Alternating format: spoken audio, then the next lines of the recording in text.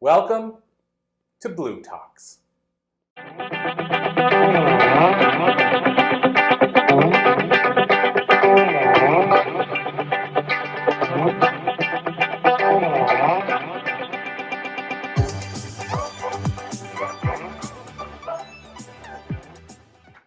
Thank you. Good afternoon. I'm so excited to be here. I'm so happy and grateful to be here at MIT.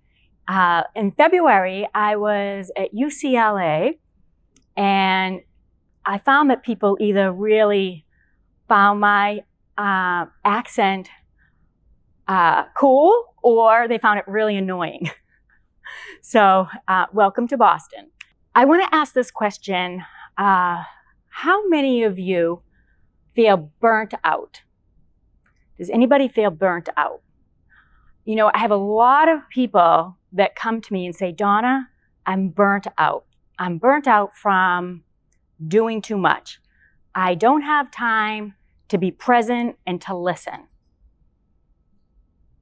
And some of you might not like my answer that I'm going to say next. I say you're doing too little. You are doing too little of the things that make you feel alive. You're doing too little of the things that really are important and matter in your life. And I know this because I could walk into any of your kitchens and look at your microwave, and the display would say 10 seconds, 5 seconds, or 3 seconds, right? Because you couldn't wait for the time to run out. To have your food finished cooking, right? Because you're in a hurry to get out the door and to the next place. We need to start to slow down and be more present, to truly listen with our hearts, to listen to understand, not to have a reply. So I want to welcome you to the highest frequencies of love. That's the body of work that I've been working on. The questions I want to present to all of you, I feel are really deep. So how do we love others more during challenging times, including yourself? How do we love more when you find people that are challenging to love, right? How do we love when our children are going through, or our spouses are going through mental health issues, including yourself? Because sometimes it's, us that needs that a little extra. So I want to clarify the word frequency, the meaning of frequency in this context. Frequency is the energy that you elevate out into the world, to everybody that you meet on a daily basis. Energy is that feeling that you radiate. People can actually feel it. The world can feel it. It's that radiation that comes from you and your being, from your thoughts, your actions, your body language. How do we do that?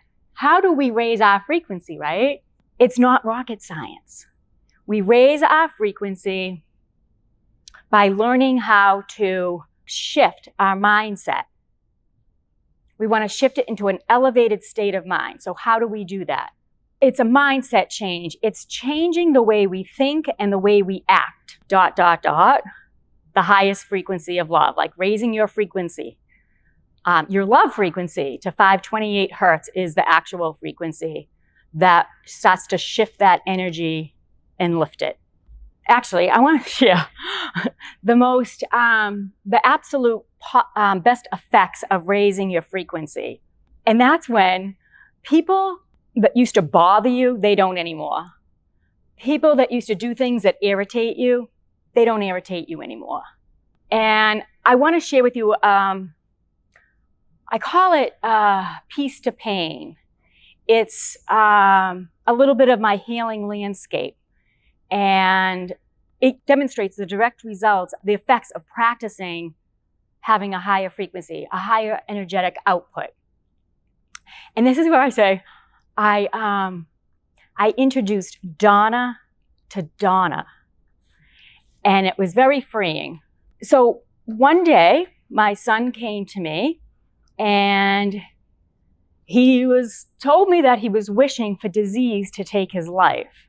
He didn't want to commit suicide. He wanted to take this path. So as a mom, right? How did I not know this? How did I not know this? Talk about shame, guilt, like, right? How did we get to this space that my son wants to, take his life, basically? So I found myself in this space of, this darkness, this curled up in a ball in the corner, isolated, not able to move, not able to take care of myself, let alone my son. So I started to, this is something that literally brought me to my knees. And I started asking for help. And I found myself at the beach one day. And it was a cold fall day. I had my hat and gloves on, and I'm at the beach. And I find myself drawing a big heart in the sand. I put my son's name and his date of birth, and I wrote help. And something happened that day at the beach. I literally left there feeling that everything was going to be okay and that I wasn't alone. And that day forward, I found myself on my porch every morning practicing this beautiful meditation that, again, just kind of pops up on my phone. And it was this beautiful meditation with a cord going from my heart to my son's heart. I was pushing light and love and forgiveness and compassion, balls of light. And it was going right into his heart, and I could see his eyes again, his face smiling. And that gave me hope. It gave me hope.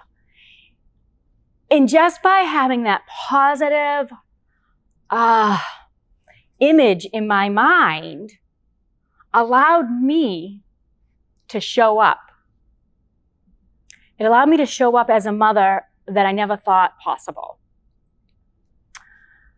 I stopped the judging, and I stopped telling him what to do and how to do it, and started to believe in him and started listening to him. And I understood that as a parent, my job was not try to fix everything. This was his journey, and that I needed to allow him to hold sacred space for him and to encourage him and believe in him. But this was his journey to navigate. And just the fact that he could read my energy. So when I was telling him what to do and panicking and, swinging from one pendulum to the other with extreme emotions, that wasn't helpful. He could feel my energy of disappointment. He could feel my energy of, just scared. He could feel all that energy that I didn't believe in him, right? Because energy is felt. We talked about that radiating energy that we exude out into the world. People feel it, right?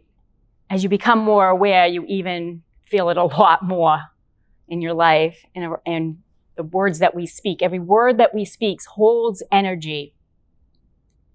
It's either going to dim us or lift us. So taking responsibility for our energy is paramount in the energy that we're exuding out into the world. So that story does end well.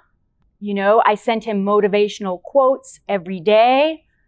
And to this day, he still enjoys them. And it just helps him to think more positively and discover who he is. And he's just doing extraordinary work now with helping others. And I would tell him, you are the survival guide for others. You've walked this path, and it's something that you're going to continue to do. And it's beautiful. So I want to take a moment And if you want to close your eyes, you can. It's a little bit of a visualization.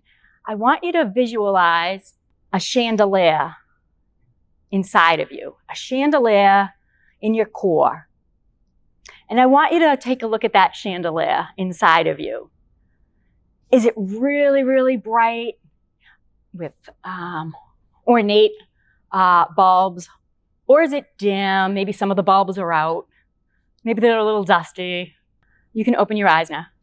And what if I told you that you had a chandelier, that there was a dial that you could turn up, that there was a switch that you could flip to bring more light in, to inflate your cells and have those cells dancing in harmony and balance in your life?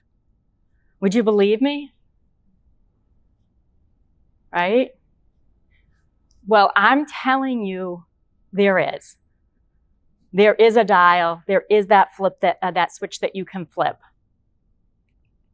There is, because I know it. I found the chandelier in me. I stopped finding fault in myself, and I stopped finding fault in others. I'm not saying it's easy. It's a habit. It's changing our habits, again, the way we think and the way we act, right? More from our heart space and out of the, I want to say the monkey mind, the chaos that sometimes we're listening to other people and they're getting in our heads, and self-doubt, all that kind of stuff. Every thought that we have creates a feeling. And every feeling we're either going to react to or we're going to respond to,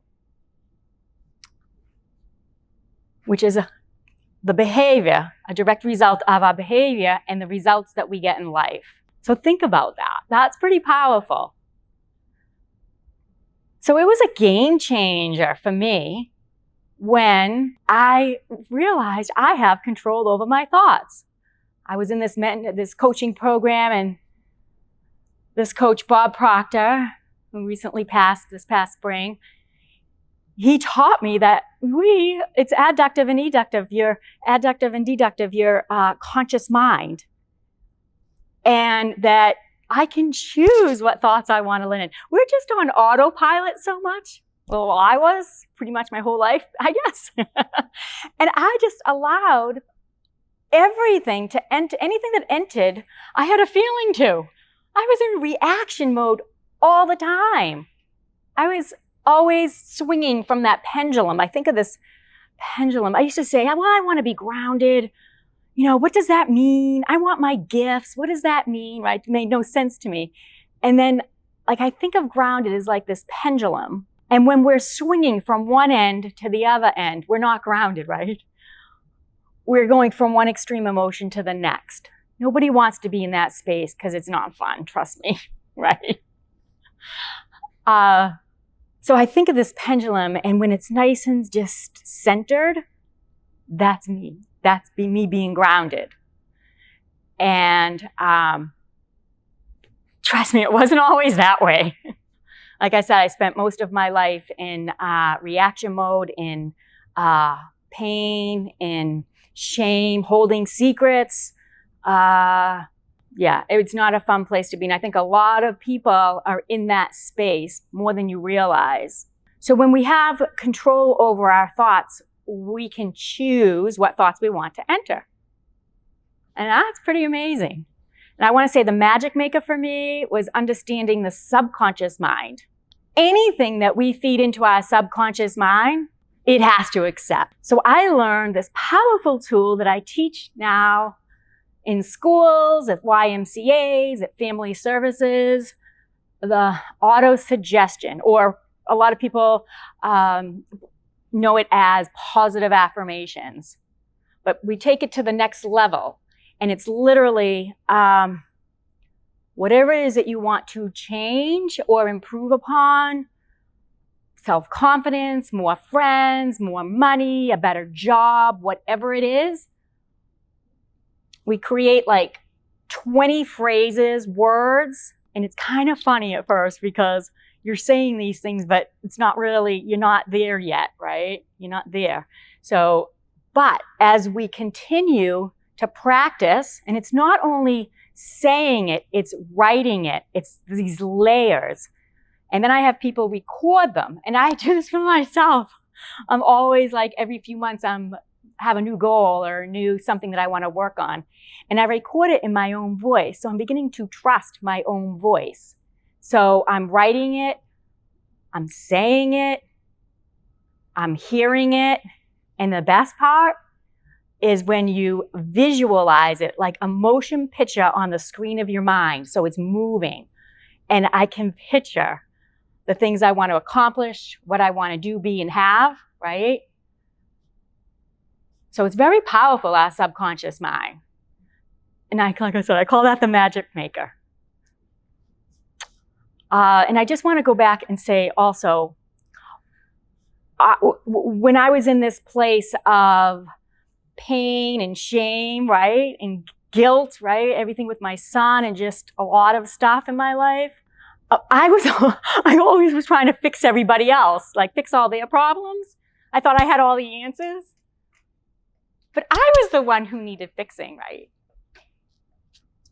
I was the one who needed fixing. And I needed to change my mindset, my attitude, and, start to learn who Donna is and how awesome she is and what she can bring to the table and my hidden potential, and improve my attitude and know that it's limitless and there's abundance for all of us. And when we start to think that way, and we have this knowing, literally people come into your path, places, events to help you step into this space. You're supported, you have help. So raising your frequency, we're going back to that, raising your love frequency intentionally is the way we can start to really grow and expand and be more aware of our thoughts and actions. I invite you to a higher frequency activation experience. So anybody can reach me, and anything that you have going on in your life, we can elevate that frequency, that energy to that situation. So I want to thank you all for listening to me, and the gathering of everybody today here has been phenomenal. So I'm going to end with, don't expect a great day, create one. Thank you.